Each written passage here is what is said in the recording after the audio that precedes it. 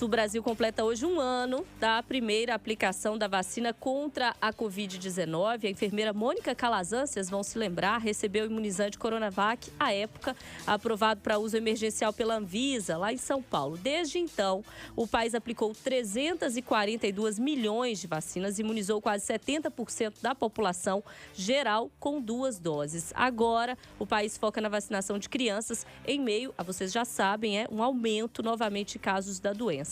Para falar sobre essa nova onda da Covid, vacinação, o futuro da pandemia, a gente recebe aqui no Itatiaia agora o professor Luiz Almeida, diretor do IQC, que é o Instituto Questão de Ciência. Boa tarde, professor. Olá, Alessandra. Olá, Júnior. Olá, ouvintes do Itatiaia agora. Um prazer falar com vocês. Obrigada, professor. Acho que a gente tem que começar sobre esse marco, né? A gente completa hoje um ano do início da vacinação aqui no Brasil. Logo no começo da vacinação de crianças, agora a gente já começa a vacinar esse público. O que o senhor acha? Qual que é a avaliação do senhor sobre esse período, olhando aí para esse um ano? A gente já colhe os frutos hoje desse processo de vacinação?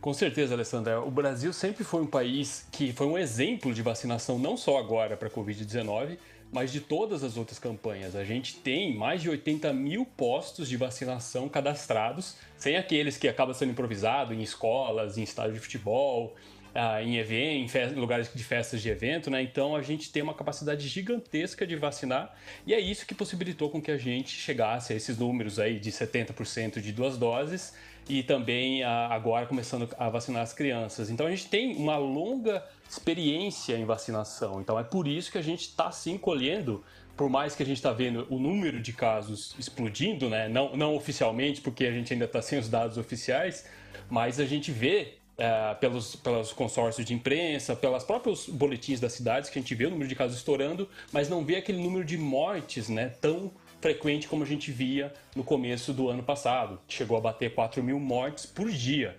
Então agora a gente está vendo um número muito menor, principalmente do pessoal que ainda não tomou o esquema completo das vacinas, né? Seja com uma da Janssen ou com 2 das outras e o reforço que a gente está aplicando agora. Então, a perspectiva é que esse ano a gente continue vacinando muito e agora sim as crianças, que tenham alguns remédios que vão chegar para ajudar a combater a Covid-19 finalmente e que assim que a gente conseguir realmente vacinar a grande parte da população do Brasil, a gente conseguiu resolver o problema aqui, mas a perspectiva é que a gente tenha que resolver esse problema mundial. Não tem mais fronteiras para o vírus, surgiu a primeira variante, surgiu lá no interior da China e agora outra que surgiu lá na África do Sul, acaba aqui em poucas semanas. Então elas alcançam países diferentes em poucas semanas. Então é por isso que a gente precisa fazer um esforço não só para conseguir vacinar muita gente aqui no Brasil, mas também no mundo inteiro. Professor, a gente ainda tem uma questão que envolve a polêmica de vacinação em crianças. Primeiro foi lá, vacinação com adultos e colocaram polêmica toda em cima da Coronavac. Agora a vacinação em crianças. O senhor, como estudioso do caso, diretor do Instituto Questão de Ciência, o que o senhor pode falar para os pais nesse momento que ainda estão com dúvida em vacinar as crianças? Olha, esse movimento de desinformação e que vem principalmente também do governo federal, isso que é o pior ainda, causa esse certo pânico na gente, né? Nas pessoas que não acompanham de perto os estudos que estão sendo feitos, de como é que foi feito os estudos, as pessoas que foram envolvidas nos estudos, inclusive aqui no Brasil. Então, tudo isso, a ciência já respondeu com tranquilidade, que as vacinas são seguras, ninguém que aprova, que são dessas agências que trabalham para investigando essas vacinas, todos eles, a maioria deles tem filhos, tem filhas, tem parentes que vão se vacinar. Então não é só uma questão ali profissional, tem a questão também pessoal dessas pessoas que se dedicaram a vida inteira para pesquisar sobre vacinas, para estudar sobre vírus, estudar sobre vacinas, e agora eles estão devolvendo o que a sociedade proporcionou para eles, que foi a possibilidade de fazer esse estudo.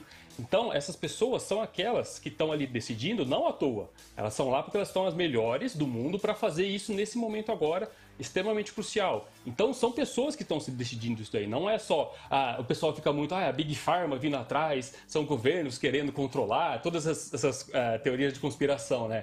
Não, são pessoas que estão tomando decisões e são pessoas extremamente qualificadas que estão ali para proteger não só os parentes delas mesmo que estão ali vai ser impactada pela decisão que elas estão tomando, mas de todo mundo. E isso é muito bem feito, com muito cuidado. Agências, a Anvisa é um exemplo de agência de vigilância sanitária. Ela, a dos Estados Unidos, a do Japão, todas são aquelas de nível maior de exigência para aprovar qualquer medicamento, qualquer vacinação. E todas elas aprovaram por conta dos dados robustos que a gente tem, dos dados relevantes que proporcionaram os estudos da vacina. Então, essa parte da ciência já passou, mas a parte da comunicação da ciência também é muito importante, como a gente está vendo. Campanhas de desinformação, de movimentos anti-vacina sempre vão existir para causar essa dúvida nas pessoas. Mas o Brasil, a gente tem que lembrar que, de novo, a gente vacina crianças com dose de reforço, com 1, 2, 3 doses, desde que elas saem ali da maternidade. No momento da maternidade é a primeira vacina que as crianças tomam. E aí vai falar, é porque tinha muito tempo antes, aí tinha tempo para estudar. É que nem a gente pensar, olha, pensa como que era construir um prédio há 50 anos atrás. Você precisaria de um material diferente, precisaria de um tempo maior, mas pensa agora para você construir um prédio hoje. Não é a mesma tecnologia que a gente tinha 50 anos atrás. Não é as mesmas pessoas envolvidas para o mesmo bem comum.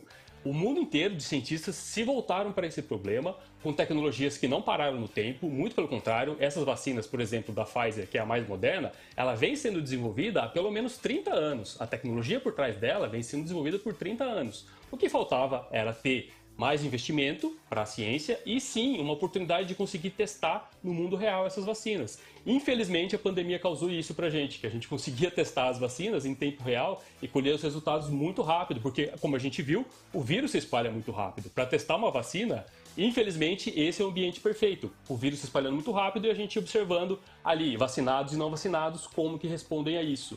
E o que a gente está observando no mundo real é exatamente o que foi observado nos estudos. Os vacinados são os que são menos acometidos pela doença grave e por morte pela Covid-19. Não significa que eles não vão pegar. Desde o início, os estudos não estão falando isso, que as pessoas vacinadas não iriam pegar a Covid-19. Muito pelo contrário, elas iriam pegar, mas a chance, o risco de você ter a doença grave e vir a óbito é extremamente menor do que uma pessoa não vacinada. Então, essas campanhas de desinformações orquestradas que estão sendo vindo agora a público, deu um boost gigante por conta do poder das mídias sociais, mas são coisas que a ciência já acabou de responder. Porque agora sim a gente precisa de uma boa campanha de comunicação, que a gente sempre fez, tinha Zé Gotinha, a gente tem essa habilidade de fazer essa comunicação em saúde, que infelizmente não está sendo muito bem feita agora. Mas espero que isso tudo passe e que a gente consiga, assim, que os brasileiros dêem a resposta disso. Olha, a gente confia tanto nas vacinas e no esquema do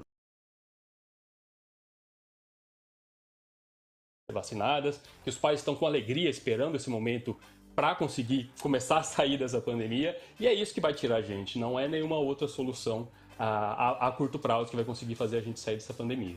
Professor, o senhor falou diversas coisas importantes. Eu acho que a desinformação, maior arma de combate é a informação, e por isso a gente usa aqui a Itatiaia nesse sentido.